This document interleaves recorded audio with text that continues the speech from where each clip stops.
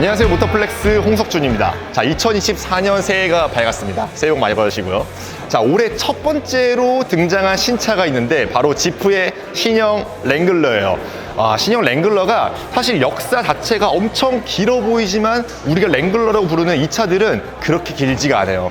1987년에 YJ를 시작으로 지금 JL까지 4세대 버전으로 온 건데요. JL이 처음에 출시했던 시기는 2018년이에요. 그러니까 6년 만에 신모델이 나온 건데 랭글러가 1세대, 2세대 거쳐오면서 각각 10년 정도를 끌어왔으니까 딱 적절한 부분 변경 시기라고 해야 될까요? 제가 얼핏 보기에는 크게 변한 부분이 없는데 그래도 새로워 보이는 부분들이 꽤 많습니다. 이거 빨리 같이 함께 둘러보겠습니다.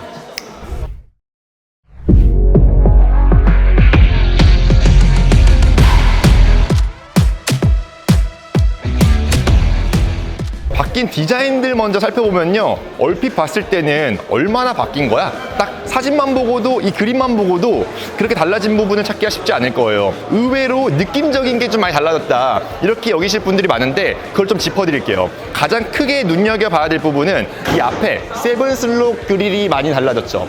원래는 이게 같은 색깔로 쭉 이어졌었어요. 우리가 랭글러의 아이덴티티라고 했을 때 이 세븐 슬롯 그릴을 가장 많이 떠올리는데 그거를 여기다가 아예 그래픽으로 넣어놨습니다. 동그란 이펙트부터 가운데 세븐 슬롯을 검은색으로 처리를 하면서 이 아이덴티티를 조금 더 부각시키는 방향으로 변경이 이루어졌어요. 그러면서 차의 전체적인 이미지가 조금 더 강인해 보이는 이미지를 가져가게 됐어요. 조금 더 진흙이 튀고 그래도 티가 덜 나게 바뀐 거지, 오프로드를 조금 더 적극적으로 갈 수 있게 바뀌었다라고 볼 수 있는 거예요. 자, 이 앞모습에서는 변화가 사실 이 정도밖에 없어요. 근데도 새로운 느낌을 추구했다. 근데 작지만 소소하게 큰 변화를 가져온 부분이 있습니다. 일로 와보세요.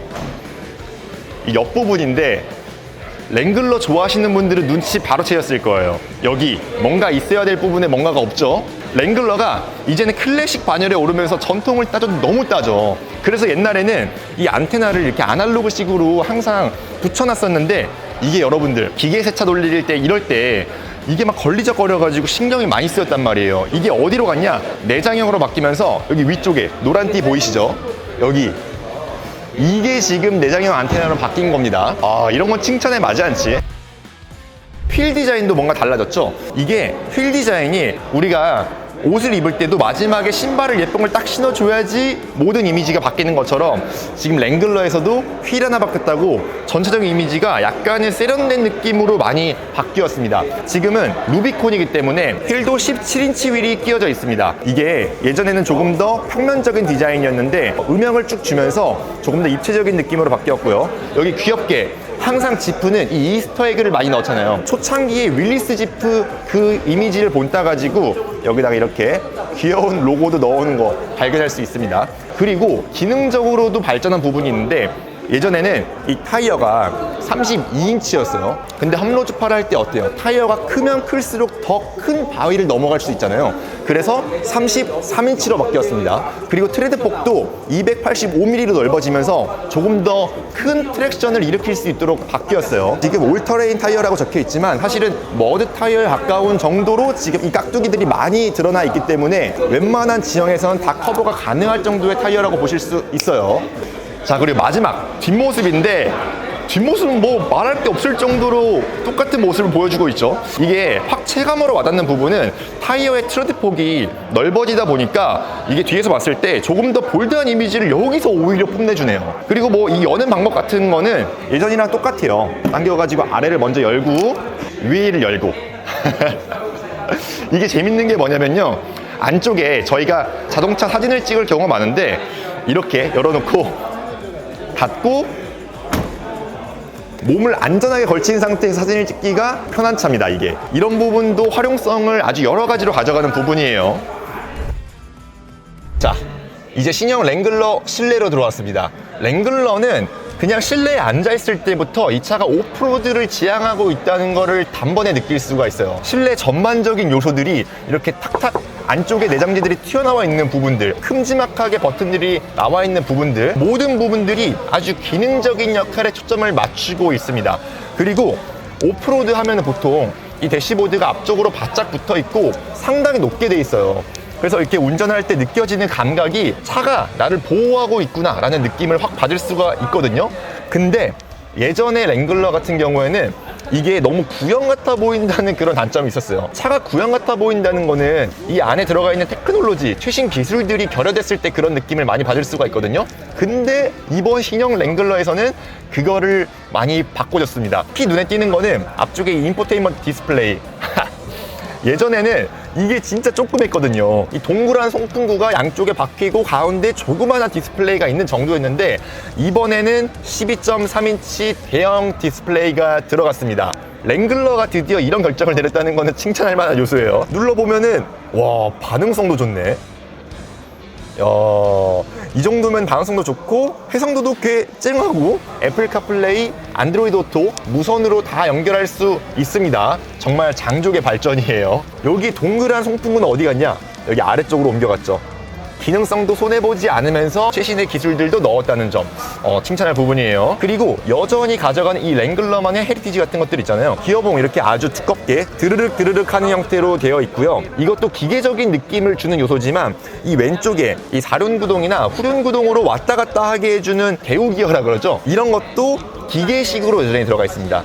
그러니까 옆 동네 차들 보면은 아무리 오프로드를 진행하더라도 다 전자식으로 바뀌어가지고 이렇게 손맛을 추구하거나 기계적으로 딱 맞물린다는 느낌이 적어지는 반면에 이 랭글러는 이런 것들도 여전히 잘 챙겨가고 있는 부분이죠. 확실히 직접 조작을 하기에도 이런 기계적인 방식이 조금 더 큰 신뢰감을 준다는 거는 맞는 것 같아요. 그리고 이렇게 다 뚜껑이 덮여 있는 부분들은 이 천장이 다 열리기 때문에 비를 맞았을 때도 기능적인 문제가 없게 하기 위해서 이런 단자들은 다 커버가 달려있는 걸 확인할 수가 있고요. 개인적으로는 이게 조금 아쉬운데 아무리 오프로드 차라 그래도 이 왼쪽에 발판이 없는 거는 항상 랭글러를 타면서 아쉬운 부분이었거든요. 실제로 운전을 할 때는 발판이 없는 게 여전히 조금은 아쉬움이 남습니다. 운전할 때 괜히 좀 발목에 무리가 가는 느낌이 들거든요. 그래도 그런 거를 조금 해결하기 위해서 이 지프가 드디어 여기다가 어댑티브 크루즈 컨트롤을 제대로 달아줬습니다.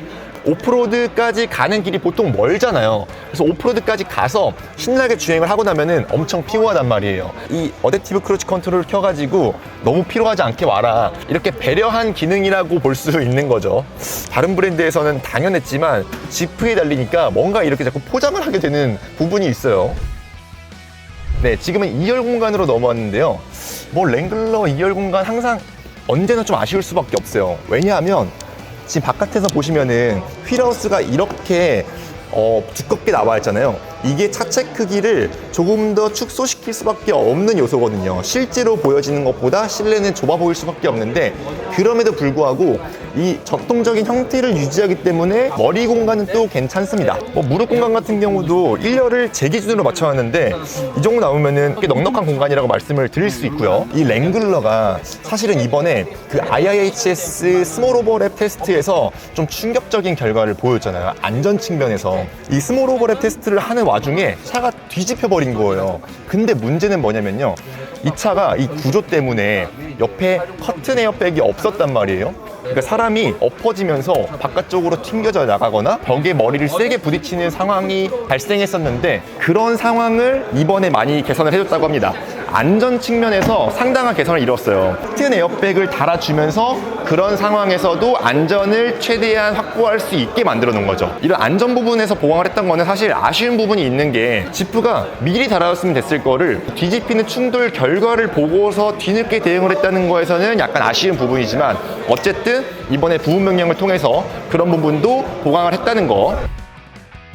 자, 이렇게 신형 랭글러 좀 살펴봤는데 여기에 들어가 있는 파워트레인은 이번에 국내 출시 버전이 딱 한 가지밖에 안 들어가 있어요. 이전에 들어가 있던 4기통 터보 엔진이 들어가 있는데 출력 자체는 272마력 정도로 부족하지 않습니다. 예전에는 6기통 엔진이 들어갔었으니까 이 뭔가 미국 차에는 대배기량 엔진이 들어가는 게 더 좋다고 느껴지는데 그런 부분에서는 아쉽긴 해요. 그리고 지금 여기 아래쪽에 오프로드 주행을 위한 이 하체 세팅 부분에서 또 여러 부분 개선점이 있다고 하니까 이런 부분은 나중에 시승을 통해서 알아보도록 하고요. 일단 이 차의 가격을 좀 알아봐야 돼요. 이 랭글러가 세 가지 트림으로 출시를 했습니다. 스포츠 S 입문형 트림부터 사하라 그리고 루비콘 버전까지 출시를 했는데, 이 스포츠 S 버전 같은 경우에는 6,970만 원으로 출시를 하면서 7천만 원대 언더 가격표를 딱 붙이게 됐습니다. 입문형 가격으로는 괜찮은 가격표를 붙였는데, 이 사하라 가격이 사실 이전에 오버랜드 가격이랑 똑같은 트림이라고 생각했을 때 가격이 상당히 많이 올랐습니다. 한 350만 원 정도가 오른 7,840만 원의 가격표를 붙이고 있는데, 이거는 조금 아쉬운 부분이에요. 사실 우리가 랭글러 가격표를 생각했을 때 비싸도 6천만 원대 가격 정도를 생각했는데, 그거 대비해서는 너무 많이 오른 거죠. 아무리 미국의 인플레이션이나 이 물가 상승률을 고려하더라도 비싼 가격표가 아닌가 생각을 해요. 그리고 지금 제가 살펴봤던 이 루비콘 버전 같은 경우에는 이 최대로 가격을 올렸을 때는 8,390만 원까지 올라가기 때문에 이게 더 이상 우리가 원래 생각하던 그 랭글러 가격이 맞나 하는 생각은, 아쉬움이 드는 부분은 분명히 있습니다. 어쨌든 랭글러는 옛날부터 이 오프로드에 뭔가 상징적인 아이콘 같은 느낌이 들었잖아요. 그래서 실제로 이 스텔란티스 전체 그룹에서 살펴봤을 때도 전체 판매량의 4분의 1 정도를 차지하는 중요한 차이기 때문에 이 가격표를 붙인 데 분명히 이유가 있을 거라고 생각하고요. 뭐 판매가 안 되면은 예전처럼 또 엄청나게 거대한 할인을 할 테니까 그런 부분도 한번 눈여겨보시면 좋을 것 같습니다. 자, 저희 영상은 오늘 여기까지고요. 저희는 빠르게 이 차 시승차 구해가지고 본격적인 오프로드 주행도 해보면서 여러분들한테 좀 더 생생한 정보를 드리도록 해보겠습니다. 저희는 또 다음에 재밌는 영상으로 찾아올게요. 감사합니다.